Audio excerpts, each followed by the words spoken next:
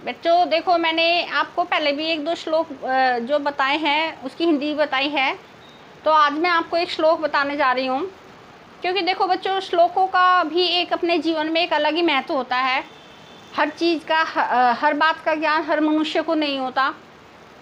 विद्या से ही हमें सभी चीज़ों का ज्ञान प्राप्त होता है। कुछ अपने जीवन के एक्सपीरियंस से पता लगता है। जैसे जैसे हमारे जीवन में घटनाएं बीतती हैं, हमारे आसपास का क्या माहौल होता है, आसपास का क्या जो है लोगों का आचरण होता है, लोगों का व्यवहार होता है।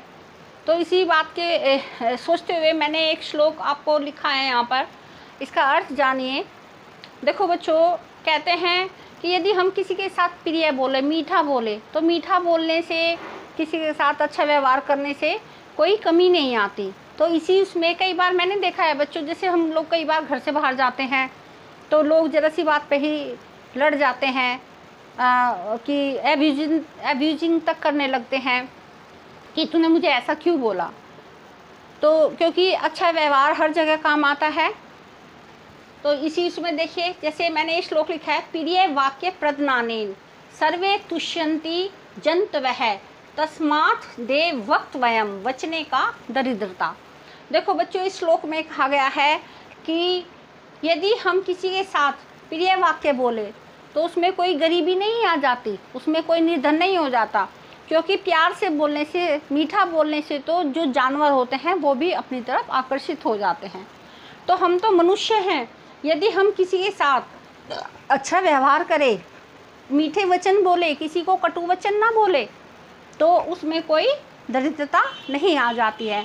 इसका मतलब बच्चों ये हुआ कि देखो, जैसे जानवर होते हैं, बहुत से घरों में डॉगी पालने का शौक़ होता है, बिल्ली पालते हैं, जो कबूतर वगैरह होते हैं पालते हैं। तो वो क्या होता है, यदि आप उनको एकदम से तेज़ बोलोगे, उनको चिल्लाओगे या उनको मारोगे, जैसे भी करो, तो वो आपके पास नहीं रुकेंगे।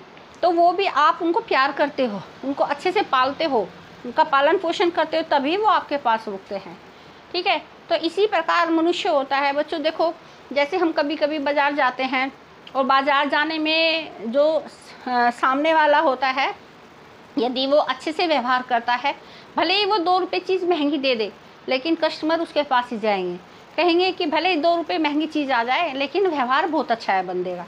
ठीक है। और एक जो बराबर में है दूसरा बंदा, भले ही वो सस्ता दे रहा है, लेकिन उसका व्यवहार अच्छा नहीं है, तो उसके पास कोई भी जाना पसंद नहीं करेगा। तो बच्चों, अपने जीवन में हमेशा याद रखिए कि कई बार कटु वचन बोलने से बातें बिगड़ जाती हैं और अच्छा और मीठा बोलने से बातें संभल जाती हैं। कई बार बच्चों ये भी देखा गया है, एक आगे मैं श्लोक कराऊंगी कि ज़्यादा मीठा बोल देते हैं लोग बाग, कि ज़्यादा मीठा भी जहर बन जाता है। हाँ, कई बार ऐसा होता है कि जीवन में कुछ डिसीजन हमें ऐसे लेने होते हैं जहाँ थोड़ा कड़वा मत बोलो, गलत मत बोलो, लेकिन हाँ थोड़ा जैसे कहते हैं सख्त बोलना भी पड़ जाता है कुछ चीज़ों के लिए। क्योंकि ज़्यादा अच्छा, मैंने भी अपने जीवन में कुछ चीज़ें ऐसी देखी हैं कि एक अच्छे के चक्कर में लोग फ़ायदा उठाने लगते हैं, सोचते हैं कि पता नहीं क्यों दबते हैं, क्यों, क्या कमी है, क्या बात है। तो लेकिन वही है, कई बार हम सोचने पे मजबूर हो जाते हैं कि हम यदि सामने वाले को देखकर उसके जैसे व्यवहार करें तो फिर हम में उसमें क्या अंतर रह जाएगा।